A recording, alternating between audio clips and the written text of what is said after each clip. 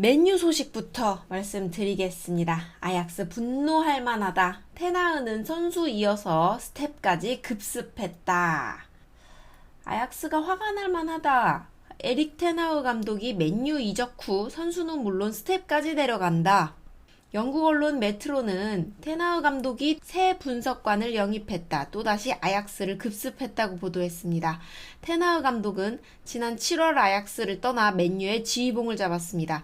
그는 아약스에서 함께했던 선수들과의 재회를 원했는데요. 과거 같이 있었던 데용, 데리으트 등의 영입을 타진했습니다. 지난 시즌 호흡을 맞췄었던 현직 아약스 제자들도 영입을 하길 바랬고요. 실제로 리산드로 마르티네스가 맨유에 합류를 했습니다. 테나흐 감독은 안토니도 영입을 고려하는 것으로 알려졌고요. 끝이 아닙니다. 테나흐 감독은 아약스 시절 스텝도 맨유로 영입하고 있습니다.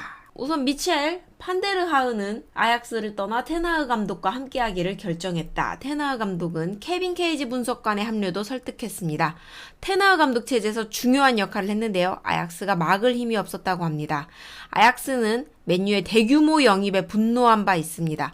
아약스에서 함께했던 사람들을 선수고 스텝이고 다 빼온다. 아약스 입장에서 화날 만하지. 선수 뜯기는 것도 모자라 코칭 스텝까지 뜯긴다. 화도 날 것 같은데 그래. 저번에 내고왕 보니까 화장품 회사인데 스킨푸드 대표님이 나가서 회사를 차렸는데 그때 있었던 뭐 이사라든지 높은 사람들을 다 데리고 갔더라고. 뭐 그런 느낌이지 않을까? 근데 아약스 입장에서는 뭐 곤란할 수는 있겠지만 어쩔 수 없었다. 아약스 입장에서는 차라리 새 감독이 왔으면 새 코칭 스텝을 꾸리는 것도 맞지 않을까? 자, 그럼 요것도 볼게요. 이제 자, 필 존스와 바이 포함 드디어 방출하나. 테나흐와 선수단 6명 매각 예정. 근데 너무 수비다. 이건 너무 수비수네요. 테나흐 감독이 선수단 가지치기에 나섭니다. 드디어. 자, 영국의 데일리 메일은 맨체스터 유나이티드의 새로운 감독인 테나흐가 자신의 스쿼드를 계속 재건함에 따라 이적 시장이 닫히기 전에 6명의 수비수들을 매각할 예정이다라고 했습니다. 매체가 뽑은 6명은 알렉스 텔레스를 포함해 완비사카, 에릭 바이, 튀앙제브, 에단 레어드 그리고 필 존스입니다. 사실상 선정된 6명은 이미 팀의 주축에 밀려서 벤치 또는 로테이션 자원으로만 활용되는 선수들입니다. 먼저 텔레스 2020년 솔샤르 때 여름 이적 시장을 통해서 합류를 했고요. 루크쇼 로테이션 자원으로 나쁘진 않았는데 그렇게 좋진 않았어요.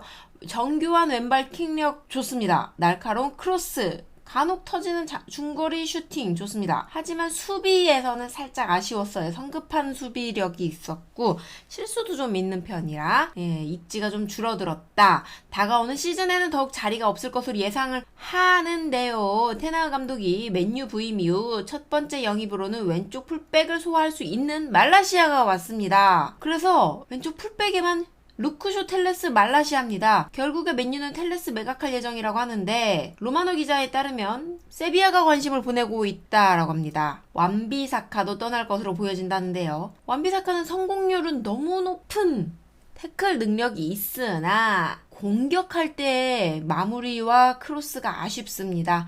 오프 더블 움직임, 터치 등에서도 살짝 아쉽죠.